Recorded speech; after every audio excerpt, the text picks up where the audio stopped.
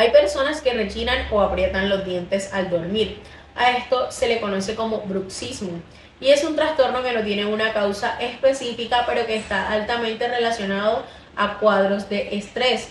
Por lo general, los pacientes presentan dolores de cabeza, malestar mandibular y si bien no tiene un tratamiento específico, por lo general es tratado o abordado con placas miorrelajantes, que son unas férulas que colocamos al dormir. Este trastorno puede generar fracturas dentales, una sensibilidad dental muy alta, además de trastornos mandibulares. Así que si presentas algunos de estos síntomas y crees que estás teniendo bruxismo, acude a tu dentista.